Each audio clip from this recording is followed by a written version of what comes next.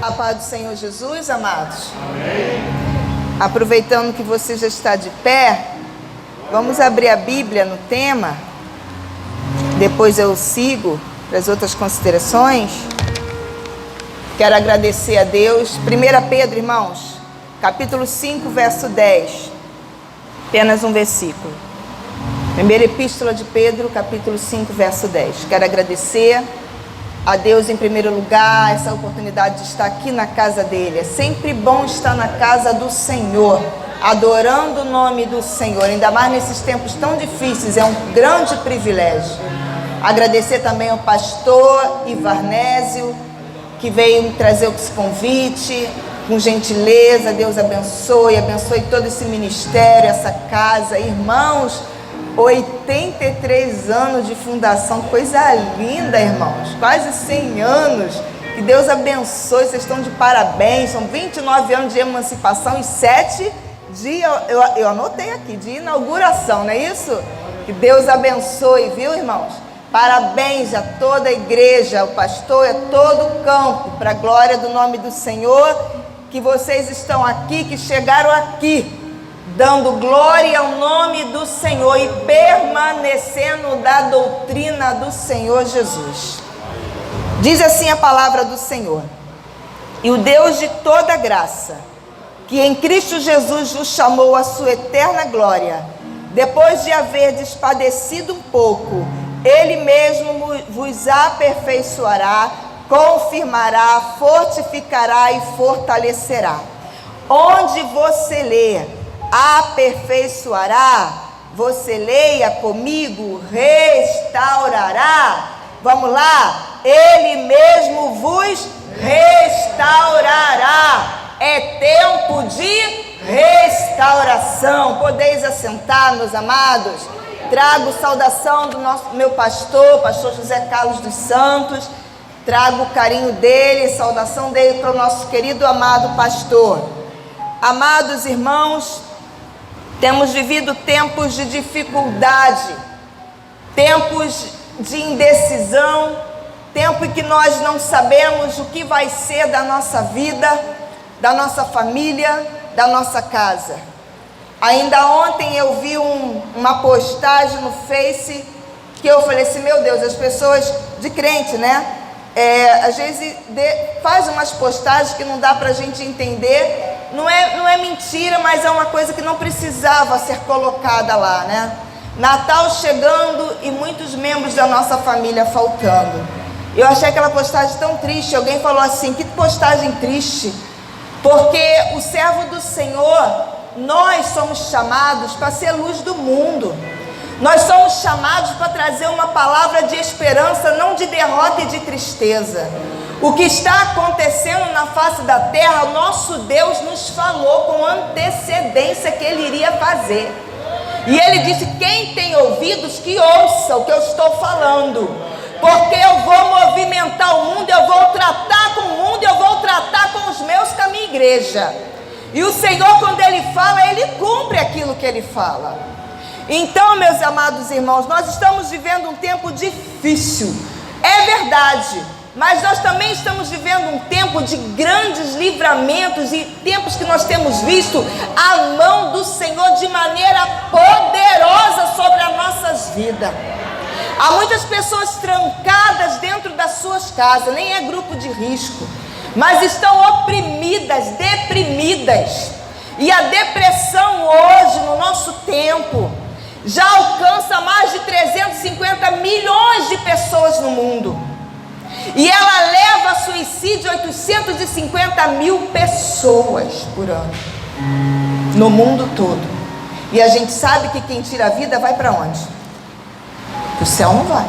Só quem pode tirar a vida e dar a vida é o Senhor Deus. E são dados reais. Mas nós estamos aqui nessa manhã dizendo, proclamando, primeiro para nós, para nossa casa, nossa família e para o mundo, que é tempo de restauração.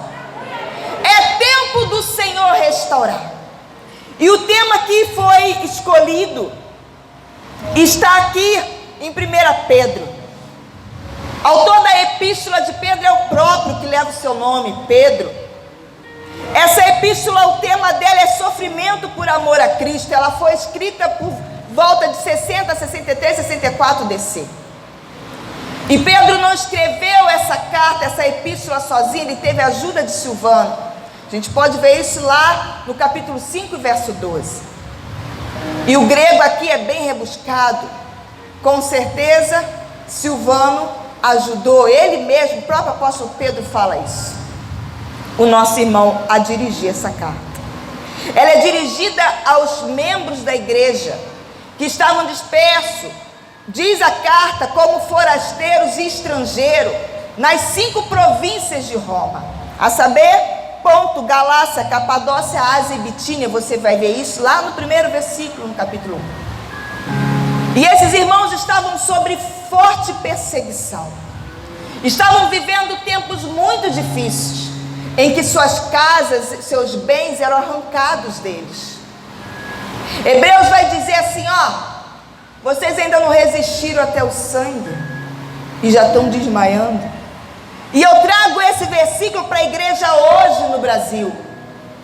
Nós temos ainda liberdade de pregar o evangelho, de liberdade de fazer um evangelismo pessoal, liberdade de se reunir num templo bonito, aconchegante, com ar-condicionado, como esse aqui. Nós temos liberdade de subir as comunidades e falar do amor de Deus, de entrar no hospital, mesmo que somente com pessoas lá internadas, mas nós podemos ir até lá. Nós temos liberdade de fazer cultos nos presídios. Ainda temos. E ainda assim, nós vemos crentes desmaiando, crentes com medo disso, crentes com medo daquilo, crentes, muitas das vezes eu digo sinceramente, brincando com o grande privilégio que recebeu, que é a salvação, não dando o verdadeiro valor àquilo que recebeu. E nós vemos o apóstolo Pedro aqui, incentivando esses irmãos. São 5 capítulos apenas. Eu vou ler aqui rapidamente, só um resumo. Capítulo 1 e o 2, vemos o prefácio, a saudação, e Pedro falando que nós somos regenerados para uma viva esperança, e conselhos e recomendações à santidade nos crentes. E a santidade convém à casa do Senhor. Nos capítulos 3 e 4, ele fala dos deveres das esposas e esposas, exortação ao amor fraternal para uma vida cristã exemplar. E no capítulo 5, deveres dos anciões, dos jovens, exortação, humildade, vigilância, votos e saudações finais. E você observa, e eu fui ver em outras traduções também, que aqui no capítulo 5, no tema, no verso que vocês tiraram o tema, no verso 10, o texto é corrido, é uma epístola, então é um texto corrido, a divisão de capítulo e versículo vem depois, e diz assim, versículo 10, é uma adição, é uma adição. E o que Pedro está adicionando aqui? Note que Pedro exortou, recomendou, note que ele aconselhou durante toda a epístola, ele exortou, mas quando chega aqui no verso 10 do capítulo 5, ele diz, o Deus de toda graça, ele adiciona uma oração à doutrina proposta àqueles crentes, porque ele entende que doutrina, se for jogada no ar com palavras apenas, não adianta nada, porque é o Espírito Santo que vai convencer o homem.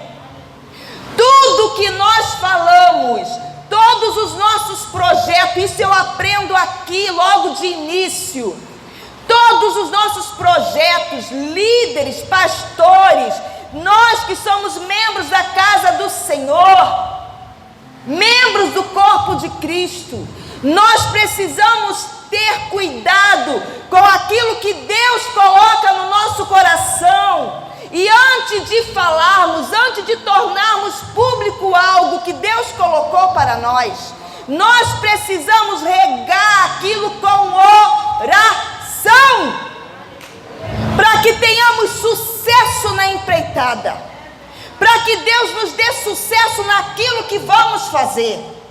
Não adianta apenas ir com voz de persuasão humana. Na casa do Senhor é vocação, não é conchavo, não é panelinha.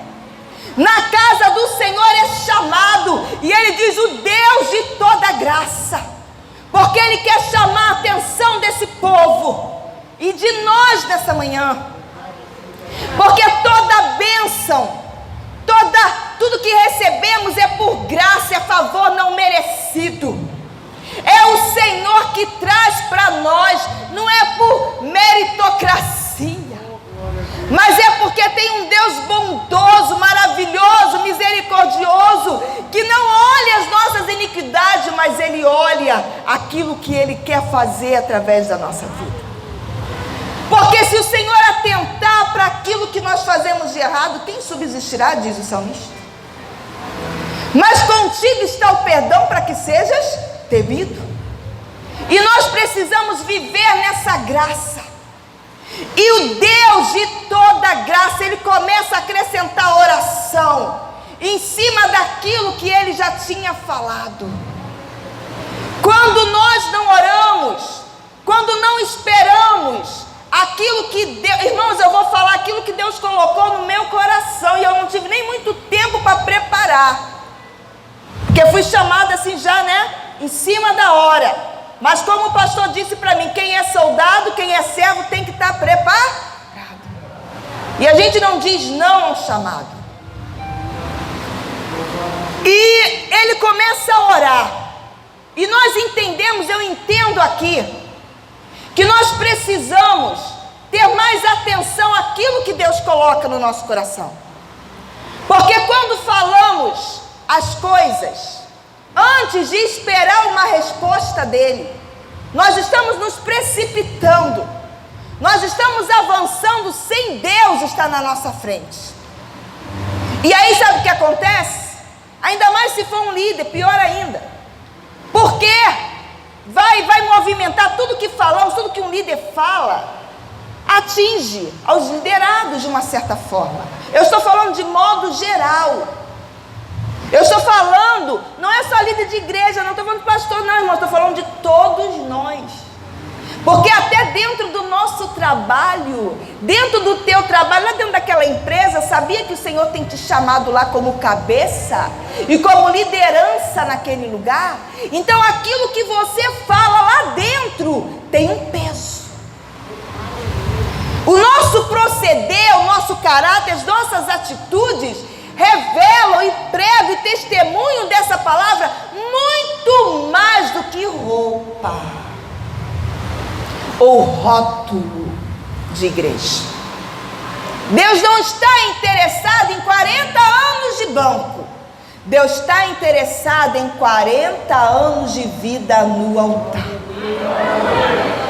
Deus está interessado em que eu e você obedecemos a palavra dele, porque é um Deus de toda graça. Tudo que nós recebemos é pela graça. Todas as bênçãos é graça sobre graça, e elas são conectadas, nos levando para um futuro de glória, como está aqui, que em Cristo Jesus. Meu irmão, tu não foi chamado por homem, tu foi chamado por Cristo Jesus para estar onde você está.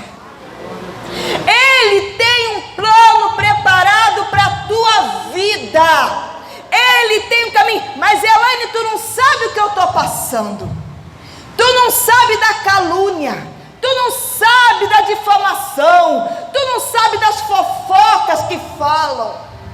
Meu irmão, o nosso Senhor foi crucificado por mim e por você, e ele não tinha nada de pecado. Foi esbofeteado. O próprio apóstolo Pedro, quando Nero pegou ele foi crucificado. Ele falou assim: eu não sou digno de ser crucificado como meu Senhor, me coloca de cabeça para baixo. Irmãos, nós não somos chamados para um parque de diversão. O Senhor nos chama para uma guerra, com certeza de vitória. Sabe forjando, Deus está preparando, Deus está fazendo teus braços se fortalecer para tu quebrar um arco de bronze se for necessário. Não é para matar essa prova, não é para destruir, é para te trazer um crescimento, um amadurecimento, um fortalecimento, um aperfeiçoamento. Elaine, tu está saindo do tema? Não estou não, a gente vai chegar lá. Ele nos chamou para a sua eterna glória. Ele não me chamou e não te chamou para ser prego de banco, como eu costumo dizer. Ué, irmã, mas eu não tenho cargo na igreja. Quem disse que para trabalhar no reino precisa de cargo? É quando a gente está na obscuridade para os homens, não para Deus, fique bem claro, que a gente trabalha mais, não é? É quando a gente não tem a responsabilidade de estar num determinado horário, aquela coisa toda, que a gente tem liberdade para ir e vir, a gente... Como nós estamos vivendo um tempo, irmão, muito difícil dentro da casa do Senhor, em que as pessoas querem cargo, em que as pessoas pressionam o pastor, pressionam a liderança, porque eu sou, porque eu tenho, porque eu posso. Estamos vivendo um tempo em que as pessoas não oram, querem brigar por qualquer coisa. Por qualquer coisa leva o irmão até a justiça. Eu não estou falando nada que não deve levar, porque tem coisas que tem que ser levado mesmo. Mas o apóstolo Paulo fala o que para a gente, hein? Se vocês não conseguem resolver as próprias demandas entre vocês, como é que vocês vão voltar com o Senhor Jesus para julgar o mundo? É Bíblia. E nós estamos vivendo um tempo em que as pessoas querem muito holofote, querem muito isso aqui, e isso aqui, ó, foge de quem quer ele e corre atrás de quem não quer. O nosso Deus nos chama para uma responsabilidade nessa manhã. É verdade que o tema é muito bom e é muito forte. Tempo de restauração, de recuperar, de restituição. Mas antes de chegar a isso aqui, a gente tem toda uma carta escrita, não para crente que vai para shopping, que vai para parque de diversão na hora do culto, na hora da consagração, na hora da responsabilidade na casa do Senhor. Não para crente que vem aqui com a capa de santidade. Quando eu falo aqui, eu falo igreja em geral, não aqui, gente, dentro. Aqui não tem isso não, em nome de Jesus, tá? Mas eu estou falando de geral.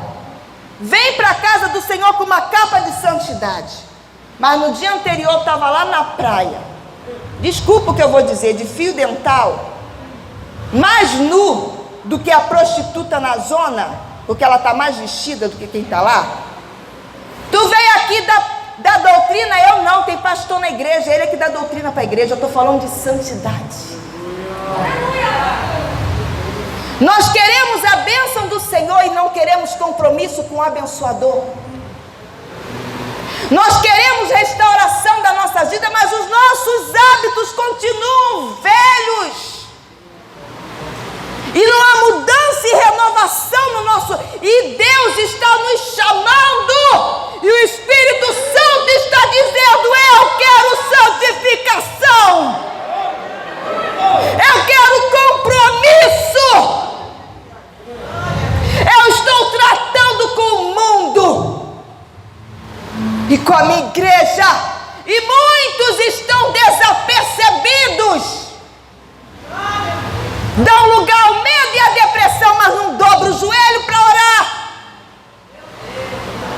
É dever da igreja orar por aquele homem que está lá na presidência da república. É dever da igreja orar pela liderança das autoridades constituídas do país. Eu sei, vocês são Ministério de Madureira, eu sei que o Ministério de Madureira apoia. 10. Porque a igreja tem que se levantar e se posicionar. Eu fui de uma igreja também antiga, sou nascida e criada dentro da Assembleia de Deus. E muitas das vezes eu ouvi, como creio que muitos aqui ouviram: crente não se mistura com política. Tira José da Bíblia.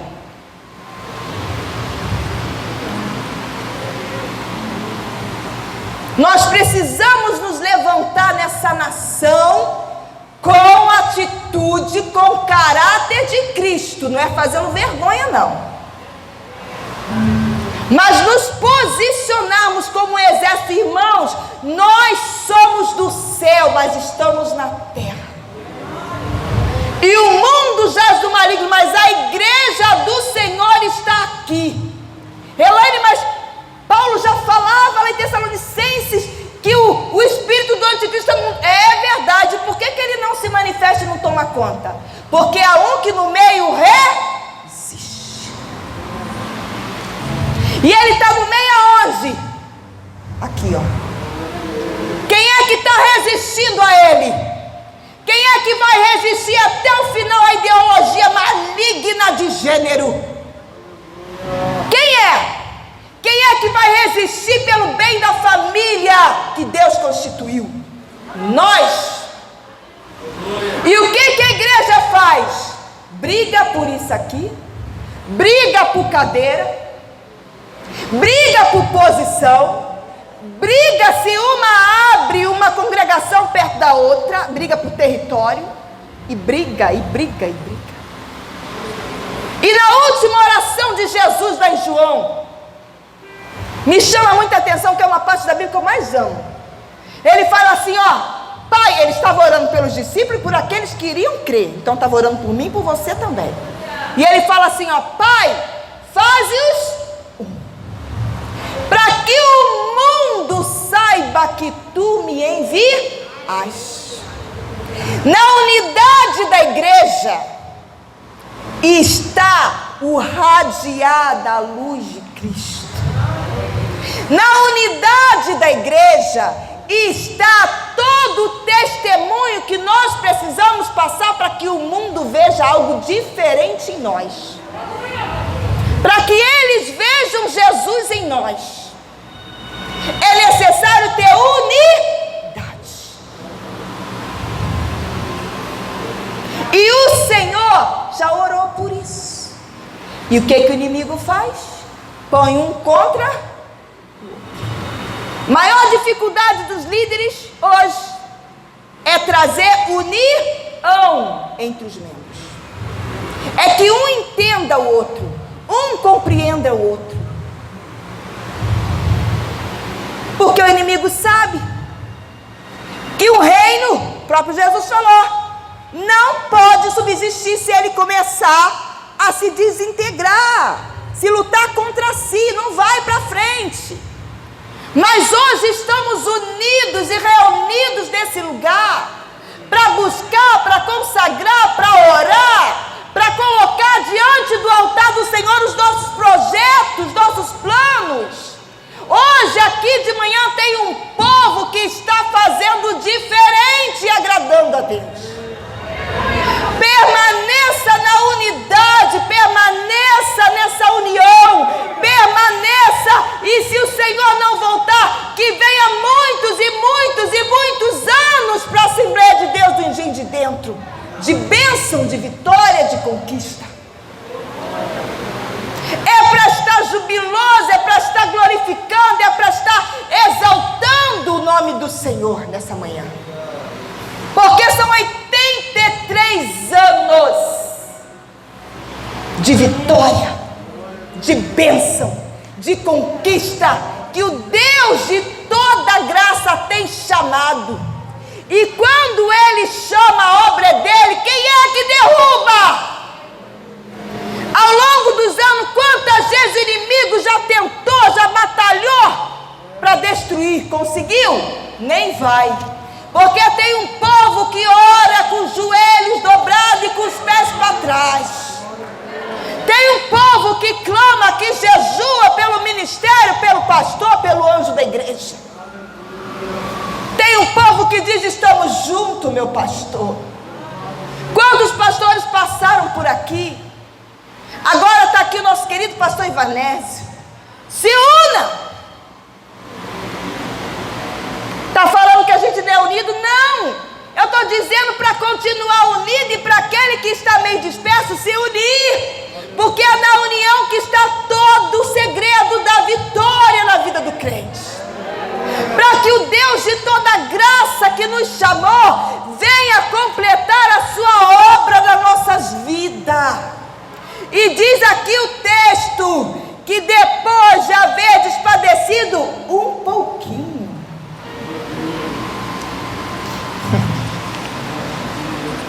apóstolo Paulo vai falar uma de suas epístolas, que a igreja, que tem quase 2000 anos, ela vem sofrendo, ele como igreja, e a igreja do Senhor também, sofre o restante das aflições de Cristo. Aí eu fiquei parada nesse versículo e pensando, meu Deus, se a igreja, milhões e milhões de crentes, né, ao longo de todos esses anos, sofre o restante das aflições de Cristo, o que será que o nosso Cristo não padeceu por nós? A gente precisa entender que todo esse sofrimento, como está escrito lá em 2 Coríntios 4:16 ao 18, por isso não desfalecemos, ainda que o homem exterior se corrompa, o interior contudo se renova, porque a nossa leve e momentânea tribulação produz para nós um peso de glória muito irmão, é só um pouquinho de tempo, queridos. Segura mais um pouquinho, porque a vitória está chegando, porque o fiel e verdadeiro já está chegando, Maranata, porque os tempos estão se abreviando. Tem chegado até nós notícia que tem nos incomodado, mas só um pouquinho, porque a gente também se alegra porque ele está voltando. Irmãos, a nova ordem mundial já está aí falando claramente, abertamente os objetivos que eles têm: diminuir a população da terra, destruir a família, fazer com que o Estado tome conta da criação dos filhos, tudo que a esquerda quer, e propague doutrina. Não vou falar de política aqui não, mas eu estou dizendo porque Jesus está voltando e os sinais estão aí. Então é só um pouquinho de tempo. Vocês e eu, nós vamos padecer só um pouquinho, porque há um peso de glória muito excelente, há ruas de ouro, a alegria, há sorriso, há vitória para nós, irmãos. Nós podemos chorar uma noite, mas a alegria vem pela manhã. A palavra do Senhor, ela é fiel na minha e na tua vida. Quantas lutas e batalhas você já sofreu e você não passou? E Deus não te deu vitória? Ele vai te dar vitória sobre esse vento que está soprando. Ele mais uma vez vai mostrar para os teus inimigos que Ele é Senhor na tua vida. É só um pouquinho de tempo, e o que tem que vir, virá e não tardará. É tempo da gente crer mais, orar mais. Se eu chego para Tatiana, que eu conheço, e falo assim: Tatiana, eu estou precisando de uma coisa, e eu preciso muito que tu me dê isso, tu pode me dar? Olha, irmão, se eu chego para ela e pergunto isso, eu tenho que ter certeza em mim que ela pode me dar aquilo que eu estou pedindo. Quando nos achegamos ao Senhor em oração e pedimos algo ao Senhor, nós precisamos ter certeza que Ele vai nos dar aquilo que nós estamos pedindo. A gente não pode fazer igual os irmãos fizeram com Pedro saiu da prisão, né? Está lá Pedro, irmão, está a igreja lá. Jesus solta Pedro, Jesus solta Pedro, Jesus solta Pedro. Pedro está lá na porta, bate, a menina chega. É Pedro, não é Pedro, é o anjo, não. Mas meu Deus, Pedro está lá esperando a porta se abrir. E o pior, Deus já fez, já enviou o anjo, já tirou da prisão, já fez, já conduziu ele pela mãozinha, vamos embora, Pedro. Mas quando chega na porta da casa da igreja reunida, a porta fechada, e os irmãos sem saber o que fazer. É Pedro, cadê a resposta da oração? Como aquele testemunho que a gente, creio que vocês já devem ter ouvido, de um lugar que não chovia há 3 anos, a igreja se propôs a orar e a jejuar, o pastor, a igreja, foi todo mundo para o local. E acho que foi 3 dias, 7 dias, não me lembro, de jejum. E no último dia, um garotinho de 5 ou 6 anos de idade saiu de casa com guarda-chuva. E a mãe do garoto fala: meu filho, por que tu tá indo com esse guarda-chuva para casa, para lá para a rua? Meu filho, tu não sabe que não chove? Mamãe, nós não estamos pedindo chuva. Eu tenho que levar o meu guarda-chuva. Isso é fé. Certeza daquilo que se pede vai alcançar. Porque não estamos pedindo ao homem, estamos pedindo a um Deus Todo-Poderoso, que nos garante que depois de tudo que a gente passar, porque lá em Efésios 6 está escrito assim, ó, e depois de tudo, continuar firmes.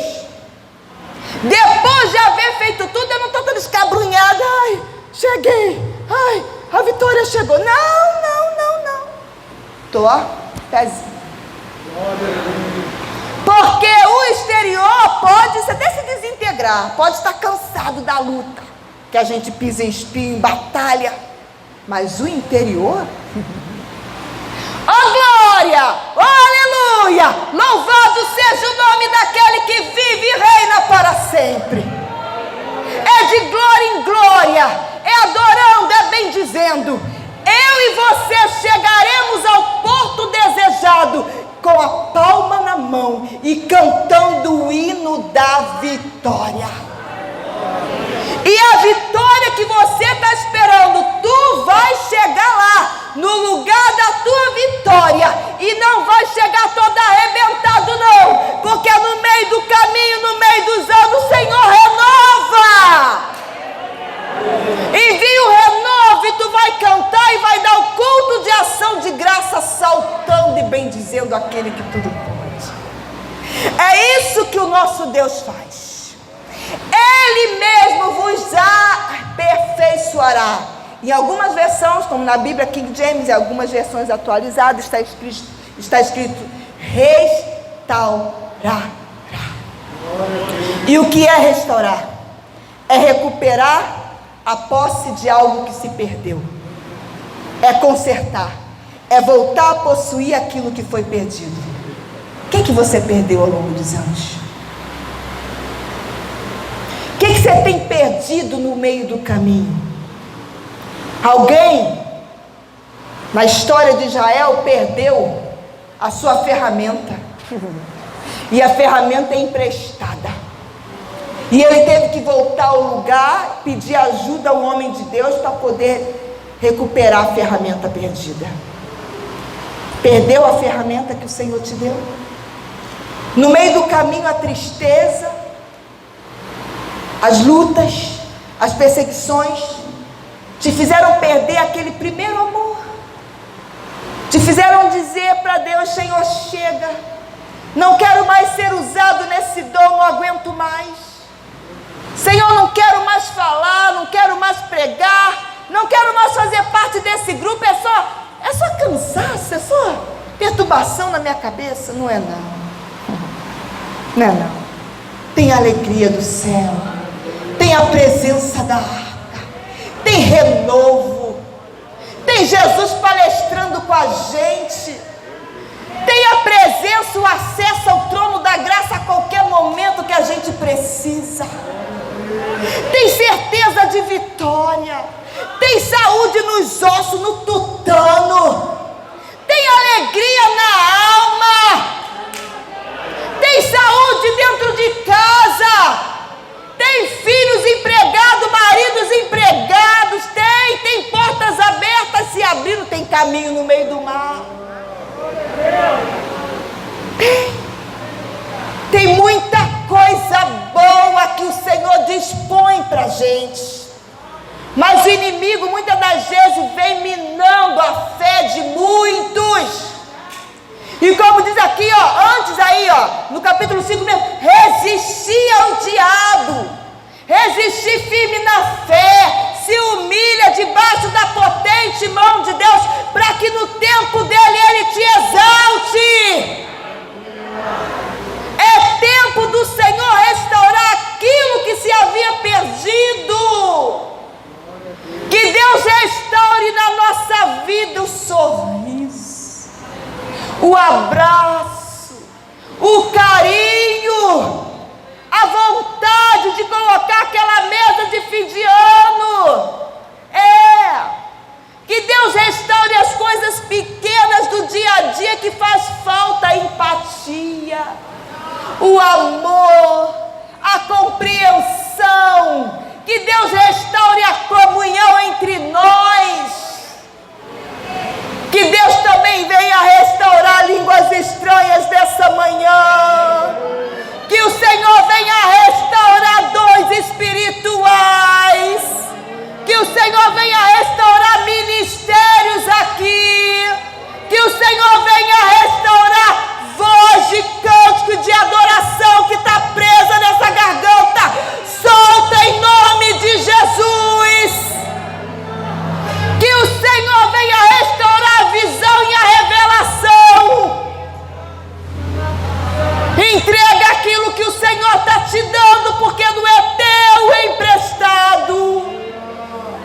Que Deus restaure na tua vida a vontade de passear, de sair com a sua família, sim.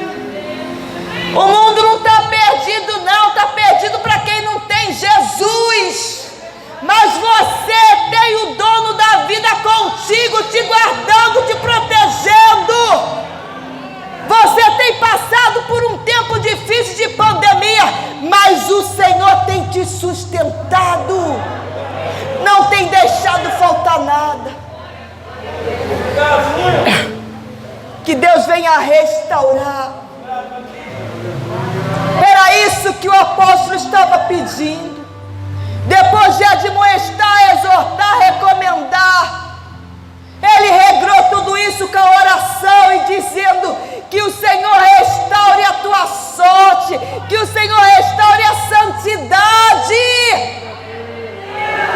que restaure a fé, a força na caminhada. Se o joelho está enfraquecido, as pernas estão bambas, hoje o Senhor está fortalecendo os ossos. Porque ainda tem uma caminhada para você. Muitos não estão mais aqui conosco, mas nós estamos. E enquanto estivermos aqui, nós vamos hastear a bandeira do nosso Deus bem alto. E vamos continuar na batalha certa, porque a vitória é certa. Que o Senhor restaure a nossa sorte nesse dia. Sinta-se renovado pelo Espírito Santo de Deus. Sinta-se consolado nessa manhã. Que o Deus de toda consolação venha sobre nós nessa manhã, trazendo aquilo que nós precisamos. Que a tua alma seja cheia da vontade, da graça e da presença do Senhor. Que a nossa vontade seja anulada e a dele venha crescer, para a honra e glória do nome dele.